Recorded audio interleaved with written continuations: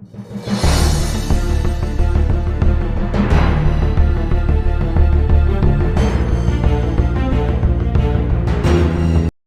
दीपावळ मित्रांनो, मी किशोर जोटे पुन्हा एकदा स्वागत आहे माझ्या चला शिकूया तंत्रज्ञान या यूट्यूब चॅनलवरती. आजच्या या व्हिडिओमध्ये आपण पाहणार आहोत नवोदयचे फॉर्म कसे भरायचे. सर्वप्रथम आपल्याला क्रोम ब्राउझरवर आल्यावर ते नवोदय असं जरी टाईप केलं आणि सर्च केलं तर खाली इथे होम या नावाचं आपल्याला लिंक दिसते. इथे नवोदयची ही लिंक आहे. या होमला आपण क्लिक केलं. या पेजवर आल्यानंतर इथे जी निळी लिंक आपल्याला दिसते याच्यावरती आपल्याला क्लिक करायचं आहे. यावर क्लिक केल्यानंतर असं पेज आपल्याला दिसेल. त्यानंतर ही पहिली जी लिंक दिसत आहे याच्यावरती आपल्याला क्लिक करायचं आहे. इथे क्लिक केल्यानंतर आपल्यासमोर असं पेज येईल. इथे आपल्याला दाखवते की online application for admission to class 6. आपल्याला एकंदरीत 7 टॅब आहेत. त्या 7 टॅबपैकी पहिल्या ज्या 2 आहेत त्याला आपल्याला नो म्हणून सिलेक्ट करायचं आहे. त्यानंतर इथं प्रॉस्पेक्ट लालेच्या दिले बघा, तिथपासून पुढच्या ज्या टॅब आहेत त्या सर्व आपल्याला येस करत चालायचं आहे. त्यानंतर सगळ्यात शेवटी जे आहे do you have Aadhaar number, Aadhaar या नंबरवरती येस जर क्लिक केलं तर इथे आपल्याला आधार नंबर टाकावा लागणार आहे. त्यानंतर सबमिट या बटनवरती आपल्याला क्लिक करायचं आहे. इथे बघा आपल्याला OTP विचारेल. जर OTP आला तर येसवरती क्लिक आहे. तिथे आपण OTP टाकून सबमिट करून आपण पुढच्या पेजवरती जाऊ शकतो. जर काही कारणाने OTP जर आला नाही तर याला आपण नो म्हणून सबमिट करू शकतो. नो म्हणून सबमिट केल्यानंतर इथे आपल्याला डॉक्युमेंट जे आहे ते रहिवाशीचं इथं अपलोड करायचं आहे. तर आपण आपला आधार कार्ड पत्त्यासह इथे आपण अपलोड करून इथे सबमिट करायचं आहे. तसेच जर एखाद्या विद्यार्थ्याकडे आधार नसेल तर इथे आपण जर नो हा पर्याय निवडला तर इथं आपण संबंधित पालकाचे आधार पत्त्यासह इथे आपण अपलोड करू शकतो आणि आपला पुढचा फॉर्म आपण भरू शकतो. आधार अपलोड केल्यानंतर आपल्यासमोर हे पेज ओपन होईल. इथे बघा आपल्याला सगळ्यात आधी राज्य निवडायचं आहे. ते राज्य निवडल्यानंतर पुन्हा खाली आवासीय राज्यामध्ये आपोआप ते नाव येणार आहे. त्यानंतर आपल्याला जिल्हा निवडायचा आहे. जिल्हा निवडल्याबरोबर ते आवासीय जिल्ह्यामध्ये पण ते नाव आपोआप येणार आहे. त्यानंतर आपला तालुका निवडायचा आहे.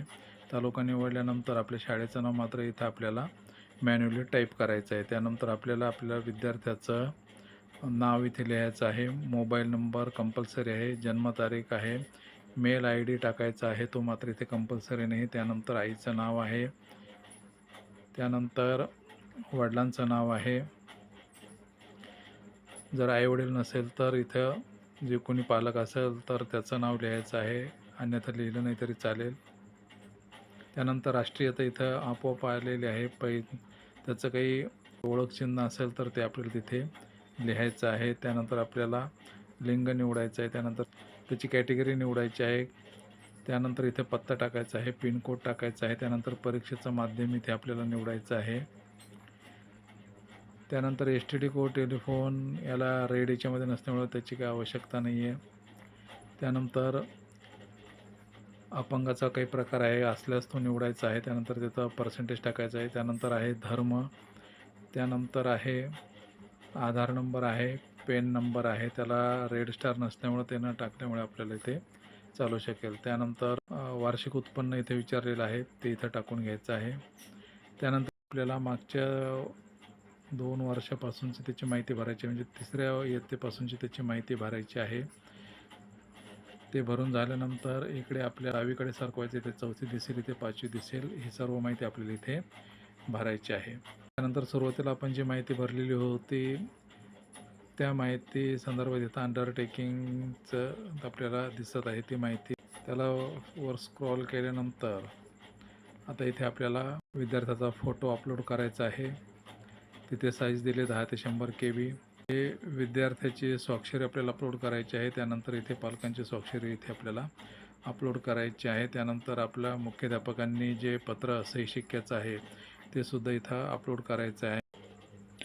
सर्व माहिती भरून झाल्यावर सेव्ह अँड प्रिव्ह्यूवरती आपल्याला क्लिक करायचं आहे. इथे आपण प्रिव्ह्यू या पेजवरती आलेलो आहे. सगळी माहिती आपल्याला चेक करून घ्यायची आहे. स्क्रॉल केल्यानंतर जर आपल्याला काही चेंज करायचं असल्यास तिथे एडिट हे बटन आपल्याला दिसेल. तर एडिट बटनवरती जाऊन आपण ती माहिती एडिट करू शकतो. खाली स्क्रॉल करून आल्यानंतर आपल्याला इथे जर काही माहिती बदलायची असेल तर एडिट या बटनावरती जाऊन आपण माहिती बदलू शकतो किंवा फायनल सबमिट या बटनावरती आपण क्लिक करू शकतो. आपण फायनल सबमिट या बटनावरती क्लिक केल्यानंतर पॉपअप विंडो येते की आपल्याला इथे चेंज करता येणार नाही, याला आपल्याला ओके करायचं आहे. फायनल सबमिट या बटनावरती क्लिक केल्यानंतर अशा पद्धतीने आपल्याला फॉर्म सबमिशनचा मेसेज येईल. त्यावरती एक रजिस्ट्रेशन नंबर असतो, त्याचा आपण स्क्रीनशॉट काढून ठेवा, भविष्यात आपल्याला कामी येईल. तर अशा पद्धतीने आपण नवोदयचे फॉर्म सहज सोप्या रीतीने भरू शकतो. तर या व्हिडिओमध्ये एवढंच. भेटूयात पुन्हा नवीन व्हिडिओमध्ये. तोपर्यंत जय तंत्रज्ञान.